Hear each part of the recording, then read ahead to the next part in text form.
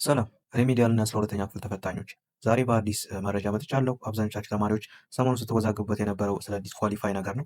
በዝርዝር የምነግራችሁ ይሆናል። ዲስኳሊፋይ የሚያስደርጉ ነገሮች፣ ዲስኳሊፋይ የማያስደርጉ ነገሮችን የምነግራችሁ ይሆናል ማለት ነው። ጥያቄ ካላችሁ ኮሜንት ላይ አስቀምጡ። ቪዲዮውን ላይክ በማድረግ ቻናሉን ደግሞ ሰብስክራይብ በማድረግ ሌሎች ቪዲዮውን ድረስ ደግሞ ሼር በማድረግ ሀሳባችሁን መግለጽ ትችላላችሁ ማለት ነው። ሰሞኑን ሲነሱ የነበሩ ሶስት ነገሮች ናቸው ዲስኳሊፋይ ሊያስደርጉ የሚችሉ ነገሮች ማለት ነው። እነዚህ ነገሮች አንደኛ አክቲቭ መልቲ ዲቫይስ ሎጊን ነው። አክቲቭ እያንዳንዱ ነገር የመጣበት ይሆናል። ሁለተኛ ደግሞ አሲንክሮናይዝድ ኮምፒውተር ስዋፕስ ነው። ሶስተኛ ደግሞ ሌሎች የተለያዩ እንትኖች ላይ ብሮዝ ማድረግ ነው፣ ወይም ደግሞ መልቲ ታብ ኦር መልቲ ዊንዶው ብሮዚንግ ይባላል ማለት ነው። ሌላው እንደ ተጨማሪ ሲነሳ የነበረው ሪፍሬሽ ማድረግ ነው። ደጋግሞ ሪፍሬሽ ማድረግ ዲስኳሊፋይ ያደርጋሉ የሚሉትን ነገሮች ዝርዝር አድርገን የምናይ ይሆናል ማለት ነው። የመጀመሪያው ምንድነው? አክቲቭ መልቲ ዲቫይስ ሎጊን ነው። ይሄ ማለት ምን ማለት ነው?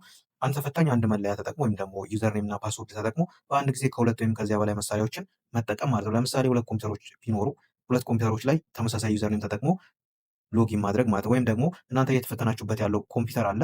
በስልካችሁ ለመስራት እየሞከራችሁ ያንን ጥያቄ አክሰስ ለማድረግ እየሞከራችሁ በስልካችሁ ሎጊን አድርጋችሁ ብትቀመጡ ሲስተሙ ዲቴክት ያደርገውና ዲስኳሊፋይ ትሆናላችሁ ማለት ነው። እንደዚህ የተጠቀማችሁ ተማሪዎች ሲስተሙ የሚረዳው ማጭበርበር እንደሆነ ሊቆጥር ስለሚችል ዲስኳሊፋይ ትሆናላችሁ ማለት። ስለዚህ አንድ ተፈታኝ አንድ መለያ ተጠቅሞ በአንድ ጊዜ ከሁለት ወይም ከዚያ በላይ መሳሪያዎችን ሁለት ኮምፒውተሮችን ለምሳሌ ወይም ደግሞ ስልክና ኮምፒውተር ላይ ገብቶ መፈተን ወይም ደግሞ ለመፈተን መሞከር ዲስኳሊፋይ ሊያስደርግ ይችላል ማለት። ስለዚህ እናንተ ኮምፒውተር ላይ ትምህርት ሚኒስቴር ፕሮቫይድ ያደረገው ኮምፒውተር ላይ አለ። እዛ ላይ እየተፈተናችሁ ድጋሚ ደግሞ ጥያቄውን አክሰስ ለማድረግ በራሳችሁ ስልክ ሎጊን አድርጋችሁ ከሆነ እናንተ ዲስኳሊፋይ ትባላላችሁ ማለት ነው። ይሄ ዲስኳሊፋይ ያስብላል። ሁለተኛው ደግሞ አንሲንክሮናይዝድ ኮምፒውተር ስዋፕስ ነው። ይሄ ማለት በፈተና መካከል አንድ ኮምፒውተር ከአንድ ኮምፒውተር ወደ ሌላ ኮምፒውተር መቀየር ማለት ነው። ይሄ ምንድነው? በሲስተም ምክንያት ለምሳሌ አንድ ኮምፒውተር አልሰራላችሁ ብሎ ወደ ሌላ ኮምፒውተር ብትቀይር ወይ ዲስኳሊፋይ ያስደርጋል። ይሄ ዲስኳሊፋይ የሚያስደርገው ደግሞ እንዴት ነው?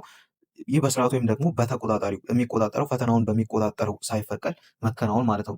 ተቆጣጣሪውን ሳትጠይቁ እናንተ ሌላ ኮምፒውተር ላይ ሎጊን ካደረጋችሁ በሁለት ኮምፒውተር ወይም ደግሞ በሁለት ዲቫይስ እየተፈተናችሁ እንደሆነ ሲስተሙ እንደዛ ስለሆነ አንደርስታንድ የሚያደርገው ዲስኳሊፋይ ትደረጋላችሁ ማለት ነው። ግን እዚህ ጋር ፈታኙን ወይም ደግሞ ሊድ የሚያደርገውን ወይም ደግሞ ተቆጣጣሪውን አስፈቅዳችሁ እዛ ላይ ያለውን ዘግታችሁ መዘጋት አለበት ማለት ነው። ሪሴት ተደርጎ እንደ አዲስ ሌላ ኮምፒውተር ላይ ከተከፈተላችሁ ዲስኳሊፋይ አትደረጉም ማለት። ስለዚህ አንሲንክሮናይዝድ ኮምፒውተር ስዋፕስ ማለት በፈተና መካከል ከአንድ ኮምፒውተር ወደ ሌላ መቀየርና ይህ በስርዓቱ ወይም ደግሞ በተቆጣጣሪው ሳይፈቀድ መከናወን ነው ማለት። ስለዚህ ለምሳሌ ከኮምፒውተር አንድ ወይም ከፒሲ አንድ ወጣችሁ ስክሪኑ ላይ ማየት ትችላላችሁ። ከፒሲ አንድ ወጣችሁ ወደ ፒሲ ሁለት ላይ መግባት ተፈቅዶ ካልተደረገ ወይም ደግሞ በትክክል ካልተመዘገበ እንደ ጥሰት ወይም ደግሞ እንደ ማጭበርበር ሊቆጠር ይችላል ማለት ነው። ስለዚህ ይህንን ታሳቢ ማድረግ ይኖርባቸዋል ማለት ነው። ሌላው ሶስተኛ ደግሞ መልቲታብ ነው። አብዛኞቻችሁ ስጠይቁ የነበረው መልቲታብ ወይም ደግሞ መልቲ ዊንዶው ብሮዚንግ ነው። የምትፈተኑበት የተከፈተው ዊንዶው ወይም ደግሞ ታብ አለ።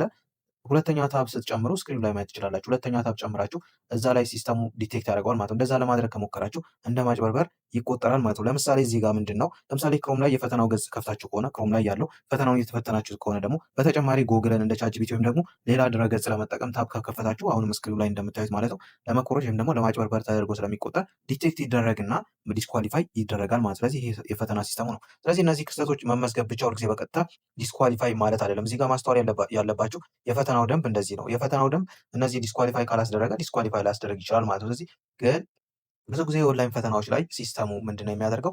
ሌላ ታብ መክፈት ምንም አስፈላጊ አይደለም። ፈተናው የተከፈተበት ታብ አለ። እሱን ታብ ብቻ መጠቀም ሲጠበቅባችሁ እናንተ ሌላ ታብ ግን ከፍታችሁ የተለያዩ ነገሮችን ብሮዝ ወይም ደግሞ ሰርች ለማድረግ ስትሞክሩ ዲቴክት በማድረግ ዲስኳሊፋይ እንድትደረጉ ልትሆኑ ትችላላችሁ ማለት ነው። ሌላው አብዛኛው ተማሪዎችን ያስጨነቀው ነገር የሪፍሬሽ ነገር ነው። በኔትወርክ ምክንያት ሪፍሬሽ ማድረግ ሊኖር ይችላል። እነዚህ ነገሮች ሞር ሪፍሬሽ ላድርግ ብላችሁ አስተማሪውን ወይም ደግሞ ያንን የሚቆጣጠረውን ሰው አስፈቅዳችሁ ሪፍሬሽ ለማድረግ ከሆነ ሊፈቀድ ይችላል። ግን ደግሞ ዳይሬክትሪ ሪፍሬሽ ማድረግ ብቻ ዲስኳሊፋይ አያስደርግም ማለት ነው። ደጋግሞ ሪፍሬሽ ማድረግ አብዛኛውን ጊዜ ዲስኳሊፋይ አያስደርግም። ስለዚህ ፈተናው እንደገና ሊጫን ይችላል። እነዚህ ብለው ነው የሚያስቡት። ስለዚህ መልሶች ካልተቀመጡ ሊጠፉ ይችላሉ በሪፍሬሽ ምክንያት። ሪፍሬሽ ማድረግ መልሶች ሴቭ ካልተደረጉ ሊጠፉ ስለሚችል ማለት ነው። ስለዚህ በተለይ ከሌሎች አጠራጣሪ ድርጊቶች እንደ ሌላ ታብ መክፈት ወይም ደግሞ ዲቫይስ መቀየር ጋር ከተያዘ ለምርመራ ሊውል ይችላል። ግን ሪፍሬሽ በራሱ ሪፍሬሽ ያደረጋችሁበት ምክንያት ሌላ ዲቫይስ ላይ ሎጊን ስላደረጋችሁ ካልሆነ ጀስት ከኔትወርክ ብቻ በኔትወርክ ብቻ ከሆነ ሪፍሬሽ ያደረጋችሁት ዲስኳሊፋይ አትደረጉም ማለት። ስለዚህ ደጋግሞ ሪፍሬሽ ማድረግ ብቻውን ዲስኳሊፋይ ያስደርጋል ተብሎ መመሪያ ከሌለ ዲስኳሊፋይ አትደረጉም ማለት ነው። ስለዚህ ብዙ ጊዜ ሪፍሬሽ ካደረጉ ከዚያ ሌሎች አጠራጣሪ እንቅስቃሴዎችን ካደረጋችሁ ብቻ ነው እንደ አዲስ ታብ መክፈት።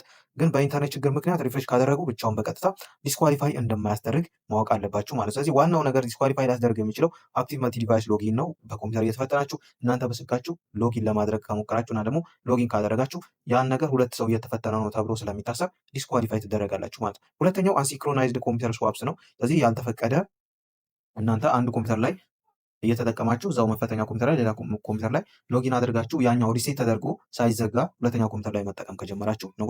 ሌላው ሶስተኛ መልቲ ዊንዶው ብሮዚንግ ነው። ስለዚህ የተለያየ ዊንዶው ከፍታችሁ ቻትጂፒቲ፣ ጎግል ብቻ ማንኛውም ነገር ብሮዝ ካደረጋችሁ ዲስኳሊፋይ ሊያስደርግ ይችላል ማለት ነው። እያንዳንዱ ነገር እነዚህን የዘረዘርኳቸውን ስክሪኑ ላይ ማየት ትችላላችሁ ማለት ነው። ሰብስክራይብ አድርጉ።